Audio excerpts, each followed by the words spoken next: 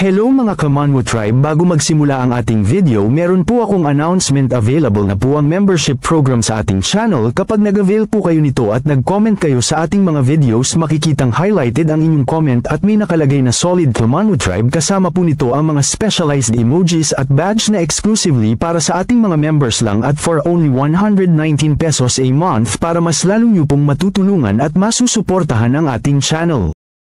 Like, comment, share and subscribe for more videos.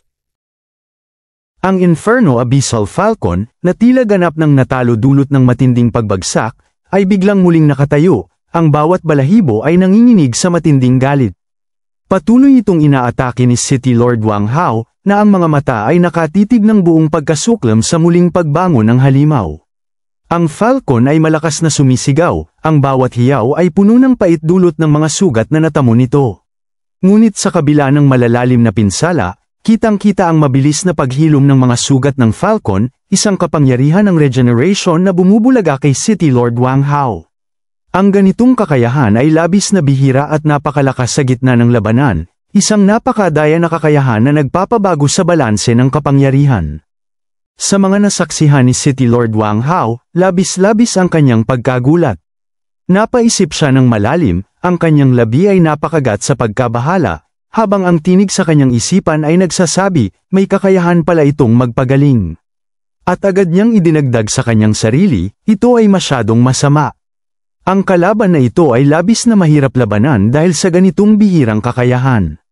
Sa malalim na pag-iisip ni City Lord Wang Hao, ang kanyang mga iniisip ay tila naputol nang maramdaman niya ang matinding lakas na bumubulusok sa paligid, kahit siya ay nakatalikod. Bigla siyang humarap sa direksyon ng enerhiya, ang kanyang mukha ay puno ng pagkabigla sa kanyang nasaksihan, ang pinagmula ng matinding kapangyarihan. Ang lahat ng nakasaksi ay nabigla sa kanilang naramdaman na pagbugso ng enerhiya. Ang matinding labanan ni City Lord Jiao Jiao at Demon Bull ay natigilan. Kasama rito ang malaking ahas at ang isang individual na nasa Transcendent Second Order, ang kanilang laban ay naputol din sa gitna ng hindi inaasahang pangyayari. Makikita ang lahat na nakatitig sa kinaroroonan ni Xiaoling at ng Divine Flower, na tila may kakaibang enerhiya. Kasabay nito, isang malakas na sigaw ang pumailan lang, na binanggit ang pangalan ni Xiaoling, puno ng pagtataka at pag-aalala.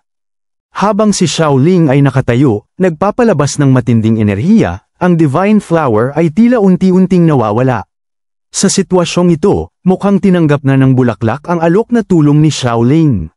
Sa pangyayaring ito na tila ang bulaklak ay naglaho na ang pisikal nitong katawan bilang isang Divine Flower, ang lahat ng halimaw na kontrolado nito, kabilang ang Savage Raging Steed at ang Inferno Abyssal Falcon, ay bumalik na sa kani-kanilang kamalayan. Ang kaguluhan ay unti-unting hamupa, ngunit isang bagong misteryo ang bumabalot sa paligid. Matapos ang pagbalik ng kamalayan ng mga nilalang na nasa Transcendent Second Order, sabay-sabay itong humiyaw, nagpayanig sa buong paligid. Ang kanilang sigaw ay tila may pinaghuhugutan ng galit at pagkamuhi. Ang kanilang mga tingin ay nakaturo sa iisang direksyon, kay Xiaoling. At agad na nga silang sumugod ng sabay-sabay, papunta sa kanya. Ang bawat galaw nila ay may malakas na intensyon ng pagpatay, tila ba alam nila kung sino ang nasa katawan na iyon. Ang mga halimaw na kanina'y kontrolado ay ngayon nagtatago ng sariling pagkamuhi. Sa nakita ng mga tao sa pagbalik ng kamalayan ng tatlong nilalang, ang kanilang mga mata ay nanlaki sa gulat, at ang kanilang mga ngipin ay nagkikiskisan sa takot. Kanilang nasabi, hindi ito maganda, papunta na ang mga halimaw na yan kay Xiaoling. Nagbago ang kulay ng kanilang mga mata, at isang boses ang nagdagdag, na alis na ang mind control. Isa pang boses ang sumigaw, kahit ano paman, hindi natin sila pwedeng hayaang makuha ni Xiaoling, ang banal na bulaklak. At agad na nga silang umalis upang subukan din ang kanilang swerte na makuha ang Divine Flower. Habang nagsasalita at nagmamadali, sinabi ng isa, kung hindi tayo magmamadali, huli na ang lahat.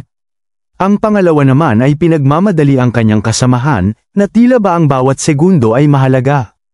Sa kabila ng mga nangyayari, makikita ang Demon Bull na labis na nag-aalala kay Xiaoling dahil sa sabay-sabay na pagsugod ng lahat para sa kayamanan na ito. Ang Demon Bull ay nagsalita sa galit na tono, umalis ka sa dinadaanan ko. Ngunit hindi ito hahayaan ni City Lord Zhao Zhao na makawala ang Demon Ball sa kanyang mga kamay, at kanyang sinabi sa Demon Ball, walang pagkakataon na makakaalis ka dito. Makikita ang lahat na sabay-sabay na sumusugod mula sa kinatatayuan ni Shaolin, ang lahat ay nag-aasam sa kapangyarihan. Habang ang lahat ay papalapit, makikita si Shaolin na tuloy-tuloy ang pagpapalabas ng matinding enerhiya na umakit sa lahat ng nilalang sa paligid. Sa kabila ng kanilang mabilis na pagsugod kay Shaolin, hindi ito magiging madali. Agad namang ginamit ni Shaolin ang kanyang kakayahan.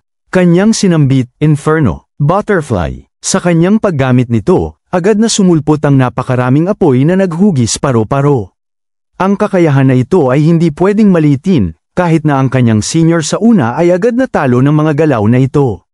Agad na niyang pinakawalan ang kanyang kapangyarihan at pinasugod ang libu-libong paru-paro sa lahat ng nagtatangka na kunin sa kanya ang Divine Flower. Ang kalangitan ay napuno ng nagliliyab na mga pagsabog. Makikita ang mga paru-paro na gawa sa apoy na unti-unting lumalapit sa mga halimaw, na tila ang mga halimaw ay hindi pa alam kung ano ang matinding epektong dulot nito. Kasabay nito, ang mga halimaw ay tila walang takot, handang sanggain ang mga pag-atake. Sabay-sabay silang sumugod habang sumisigaw ng napakalakas. Ngunit bago pa man sila makalapit kay Shaolin, ang mga paru-paro ay tila nagsisimula ng sumabog. Ang mga paru-paro na gawa sa apoy ay tuluyan ng sumabog, ito ay kumalat sa paligid at ang lahat sa malapit na distansya ay tiyak na maapektuhan nito. Isang maalab na impyerno ang bumalat sa lugar. Sa kabila ng tapang ng mga nilalang na harangan ang atake, wala silang nagawa upang pigilin ito. Sila ay ganap na nilamon ng malaking pagsabog, at ang ilan na tila hindi nakayanan ang tindi ng pagsabog ay tila naging abo.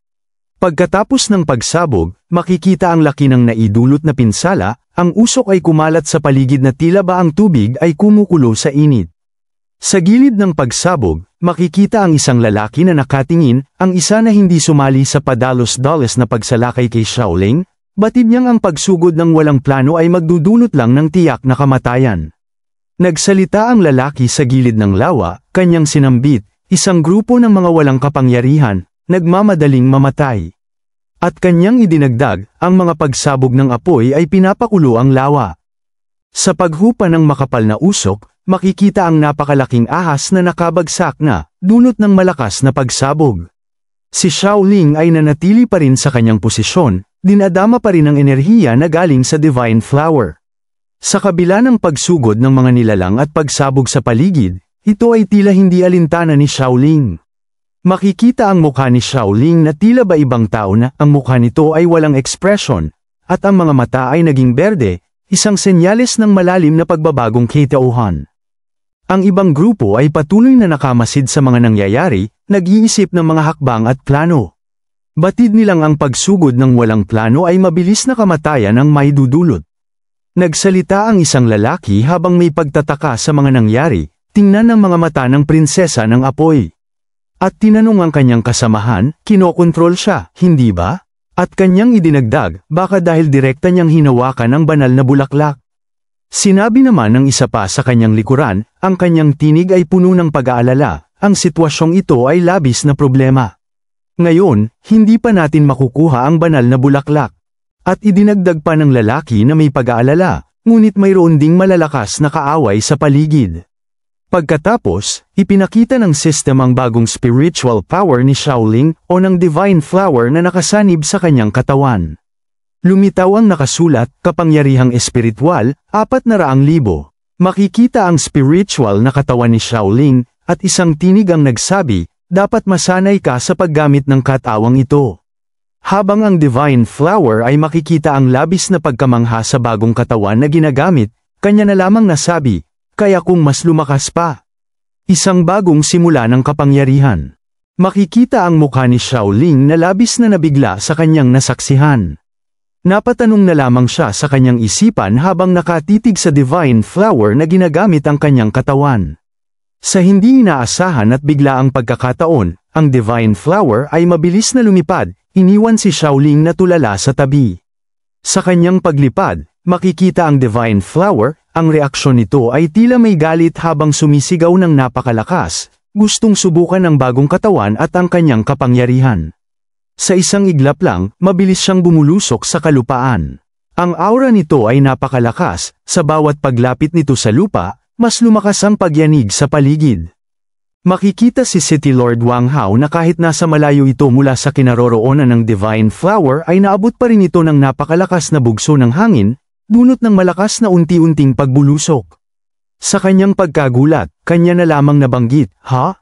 Ito ang kapangyarihang espiritual ni Shaolin." At kanya pang idinagdag habang ang kanyang mukha ay makikita ang labis na pagkabigla, nakakagulat na malakas pala. Isang lakas na hindi niya inaasahan mula sa isang mortal. Sa ibang banda, katabi ng pagbulusok ng Divine Flower sa kalupaan, makikita ang pagtataka ng dalawa na kanina pa ay naglalaban.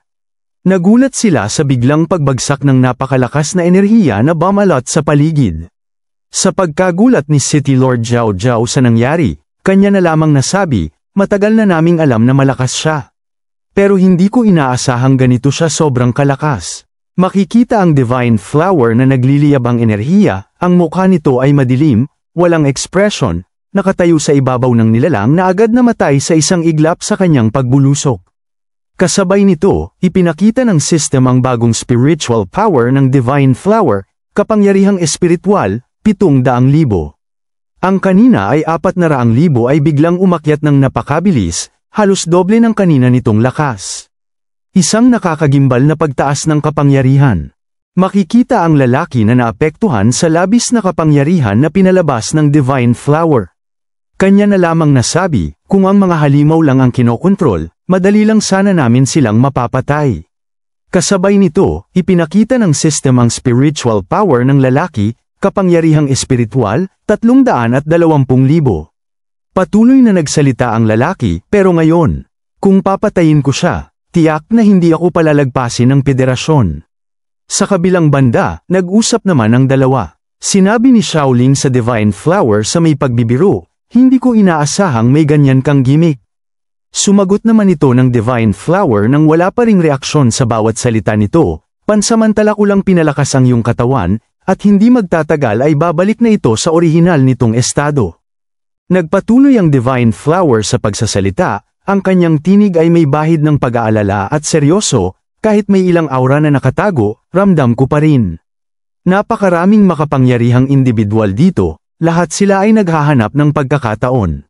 At kanya pang idinagdag, bukod pa rito, may malaking bilang ng mga halimaw na papunta rito mula sa malayo.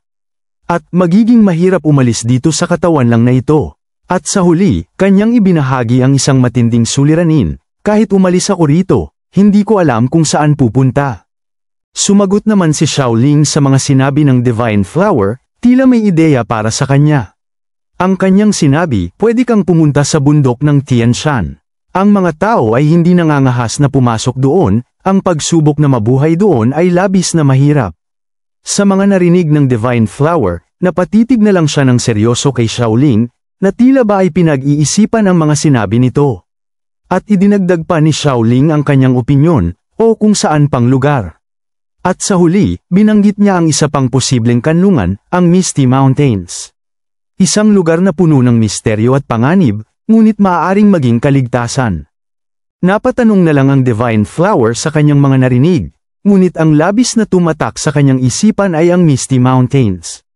Patuloy siyang nag-isip ng malalim sa mga narinig na lugar mula kay Shaolin. Ang kanyang mukha ay puno ng pagkalito kung saan mananatili. Sa patuloy na pag-iisip ng Divine Flower, binasag ni Shaolin ang katahimikan at kanyang sinabi sa Divine Flower, "Ito lang ang lugar kung saan ka makakaligtas." At idinagdag ni Shaolin at itinuro ang Demon Bull, "Kung gusto mo, pwede kang tumingin sa halimaw na iyon." Ang tinutukoy niya ay ang Demon Bull. Sasamahan kanya papunta sa Misty Mountains. Agad namang nagtanong ang Divine Flower at sinabing, "Meron akong tanong sa iyo." At kanyang sinabi, ang kanyang titig ay matalim, "Ikaw ay taga Misty Mountains, tama ba?" Isang tanong na puno ng pagdududa. At patuloy na nagsalita ang Divine Flower, kanyang pang sinabi, "Gusto kong humiling ng pabor sa iyo." Habang patuloy na nag-uusap ang Divine Flower at si Shaolin, makikita ang patuloy at matinding labanan ni Demon Bull at City Lord Zhao Zhao. Ang labanan ay napakatindi, walang gustong magpatalo, Tanging ang kamatayan lang ang magpapatigil sa hindi matatapos na labanan na ito hanggat walang bumabagsak. Si City Lord Zhao Zhao ay malakas na sumigaw, ang bawat tinig at galaw nito ay punong-puno ng determinasyon na manalo sa kanyang kalaban habang isinisigaw, pumunta ka na sa impyerno. Samantala, ang Demon Bull ay diretso lang nakatitig sa City Lord, ang mukha nito ay walang reaksyon na tila ba hindi alintana ang bawat atake ng City Lord. Ang tinangkang pag-atake ng City Lord ay hindi natuloy. Sa mabilis na galaw, biglang sumulpot ang Divine Flower at sinipa sa mukha ang City Lord nang hindi nito namamalayan.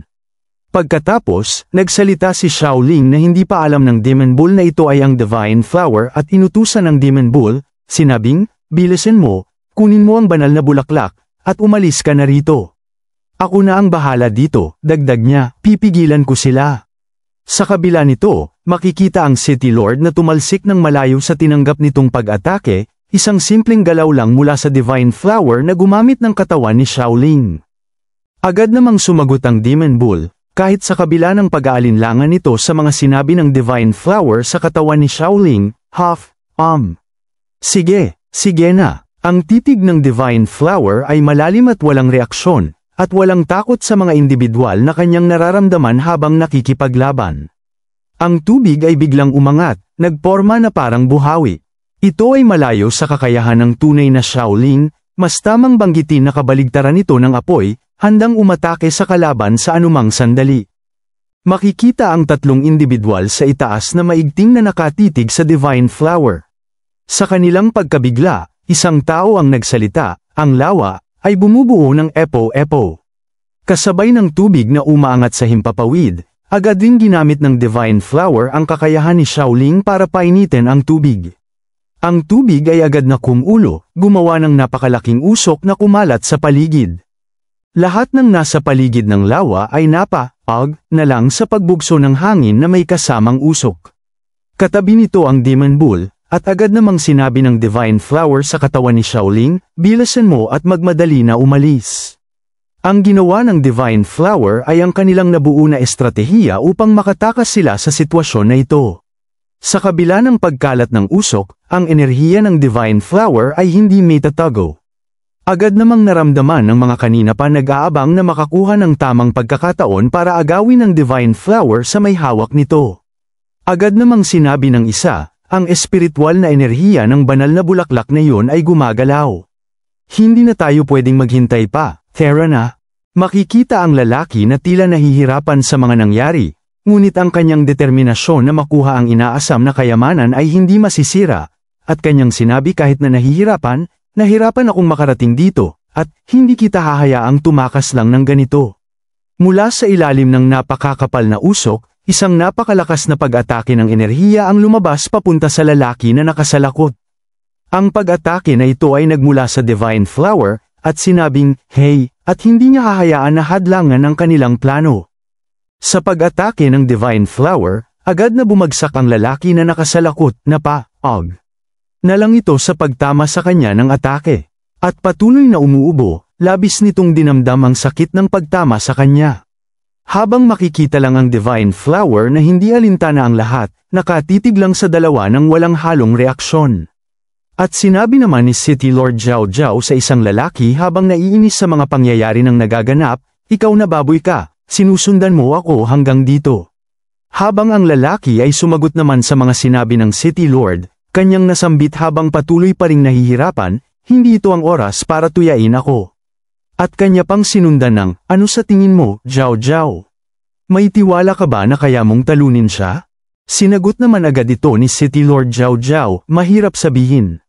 Siya ay kontrolado pa rin.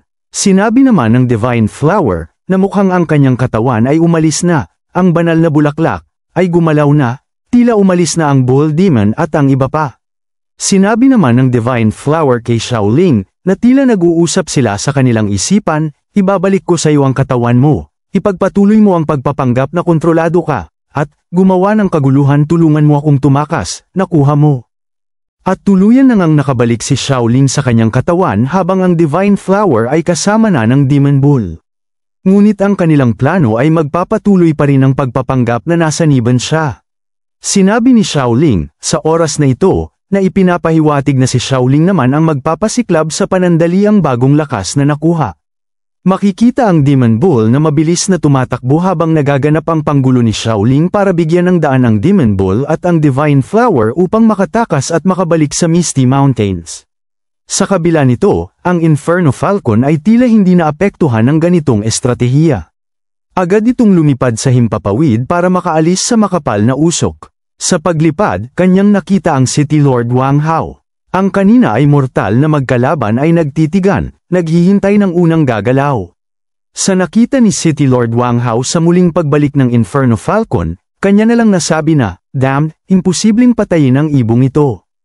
Ang Inferno Abyssal Falcon ay tila nagulat din sa pagtitig sa kanya ng City Lord Wang Hao na tila ay may galit sa kanya. Sa ibaba nito, ang City Lord ay patuloy na naghihintay sa nabadyang mangyari, pinagmamasdan ang bawat galaw ng Inferno Falcon. Ngunit ang Falcon ay walang planong makipaglaban.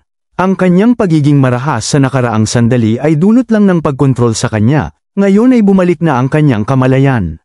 Sinabi naman ng Inferno Abyssal Falcon, "Humans, sandali lang, maghintay ka." Sa hindi inaasahan at biglaan, hindi na tinapos ng Inferno Falcon ang mga sinasabi nito. Agad itong umalis at lumipad palayo, na tila ba ay hindi na interesado sa labanan na ito. Ang mga pangyayari noon ay dulot lang na wala siya sa kanyang sarili. Nagulat na lang si City Lord Wang Hao sa unti-unting paglayo ng Inferno Falcon, na tila ay nabigyan siya ng ginhawa sa pangyayaring ito. Kanya na lang nasabi, sa wakas, umalis na ito. Sa kanyang panandaliang ginhawa, agad na may tumama sa kanyang tabi, dalawang nagniningas na enerhiya. Sa lakas ng pagbagsak nito, nagulat si City Lord Wang Hao. Kasabay ng pagbagsak ng enerhiya, agad namang nakita ang dalawa, ang isang lalaki at si City Lord Zhao Zhao, na bumagsak sa likuran ni City Lord Wang Hao, na tila ba ay sinalo nito ang mga atake ni Shaoling. Sa kabila nito, makikita ang dalawa na hirap sa kanilang sitwasyon. Ang kanilang mga mata ay galit na tila nakatingin kay Shaoling, at nasabi na lang ni City Lord Zhao Zhao sa naiinis na tono, "Damn it." Habang ang isang lalaki naman ay sinabi at kanya na lang nabanggit, ang bagay na ito ay masyadong malakas. Habang si Shaoling ay patuloy na naglalakad papunta sa kanilang harapan, ang mga mata nito ay nagniningas, handa silang patayin ng walang pag-aalinlangan. Ang mataba ay labis na napinsala. Ang paghihirap sa mukha nito ay bakas na bakas, ang dugo sa bibig ay patuloy na lumalabas sa bawat pag-ubo nito. Habang si City Lord Zhao Zhao ay hindi pa rin matanggap ang nangyari, patuloy itong nagsasalita ng "damn it" ng paulit-ulit. Napaisip na lang ng malalim si City Lord Wang Hao sa mga kaganapan. Ang mga pangyayari na ito ay hindi niya inaasahan, ang inaakalang kakampi ay madali lang makokontrol. Kanya na lang nasabi, "Linga, ang prinsesa ng apoy, sa lahat ng tao, ang pinakamadaya ay nasa ilalim ng kontrol." Ito ay hindi niya ganap na mapaniwalaan, isang sampal sa katotohanan. Sa kabila ng malalim na pag-iisip ni City Lord Wang Hao, agad naman niyang sinabi sa kanyang mga kasamahan habang nakatitig ng masama kay Shaoling, buong-buo ang determinasyon niyang sinambit, "Pipigilan ko siya. Kayong dalawa ay umalis na, habulin niyo ang banal na bulaklak." At kanya pang idinagdag, "Hindi natin dapat hayaang mahulog ang banal na bulaklak sa kamay ng mga Misty Mountains." Sa pagsasalita ni City Lord Wang Hao, naramdaman ni Yuzio na tila ay may isang tao na labis na nag-iisip sa kanya. Napaatsu na lang siya. Sinabi naman ni Yuzio sa kanyang sarili, nagtataka kung ano ang nangyayari sa misyon nila. Nakuha na kaya nila ang banal na bulaklak? Like, comment, share and subscribe for more videos.